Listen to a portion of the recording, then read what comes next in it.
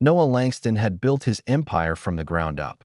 Born into hardship, raised by a single mother who worked nights at a diner and cleaned offices during the day, Noah knew struggle intimately.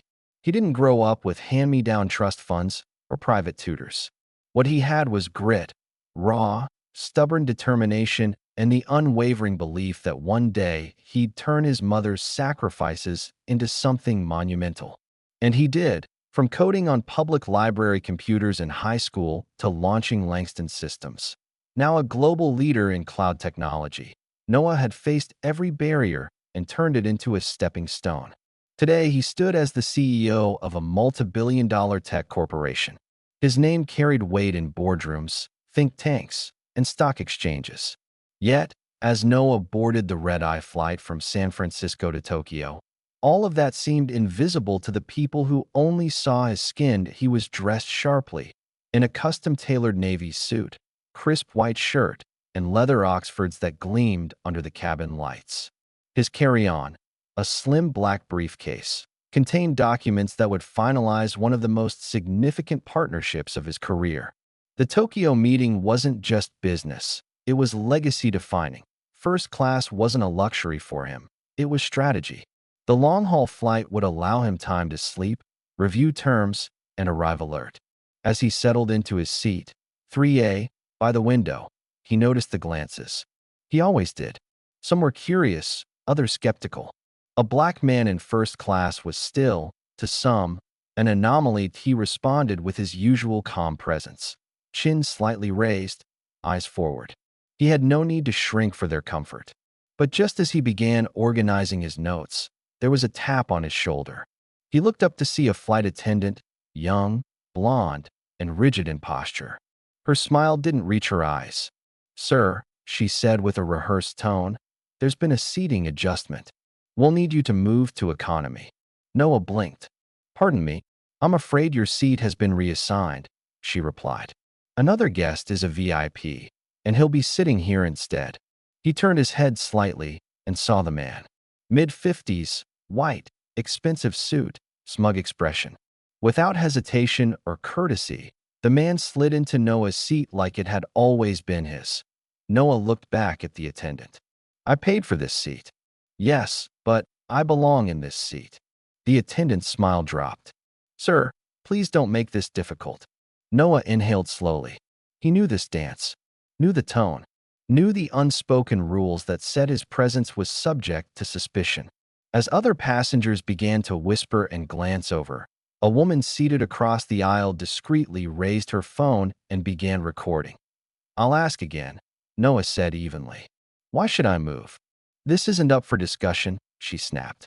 "If you don't comply, we'll have to remove you from the aircraft." The chill that ran through him wasn't fear, it was fury held in check. He had been here before, in boardrooms where his ideas were questioned until a white peer repeated them, at networking events where he was mistaken for security, at banks where he was asked, "Is this your account?" But Noah Langston had long learned that power didn't always shout. Sometimes it simply dialed a number. "Fine," he said, standing, not in surrender but in strategy.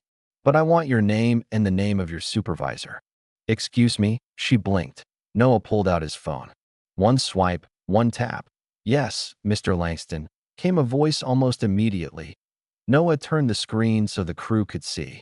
"Put me through to Director Lee in Customer Relations. Right now." A tremor passed through the flight attendant's demeanor. Her face paled. The man in Noah's seat shifted uncomfortably. "Just let it go, buddy," the man muttered. Noah didn't even turn his head. Within minutes, a gate agent hurried onto the plane, flushed and out of breath. "Mr. Langston," he panted. "We deeply apologize. There seems to have been a mix-up." "A mix-up?" Noah echoed. "You mean I was forcibly removed from a seat I paid for, based on assumptions you made the moment you saw me?" No one spoke. Noah turned to face the cabin. "Do you treat all your black passengers like this? Or was I just the lucky one tonight?" Another flight attendant joined, and soon the purser was there. A woman in uniform, clearly higher up, arrived with a corporate badge and nervous eyes. Before anyone could offer a hollow explanation, another call was placed. this time to the airline CEO, a longtime peer from the tech world, someone who knew what Noah represented not just an industry, but an influence. Changes happened fast after that. The original flight crew was pulled off the plane. Security escorted the white man from Noah's seat. The gate agent returned with a printed apology, a direct number to executive customer relations, and a pledge that the airline's bias training program would be overhauled. Noah returned to 3A without a word. He didn't need to say anything. The silence in the cabin said it all. Eyes followed him, some in shame, some in admiration. The woman across the aisle lowered her phone, eyes glassy. "It's all on video," she said quietly. "Good," Noah replied. "Because this isn't just about me." By the time they landed in Tokyo, the footage had gone viral. Messages poured into Noah's inbox. Black professionals from every field thanked him. Parents shared stories about what it meant to see someone stand up so publicly.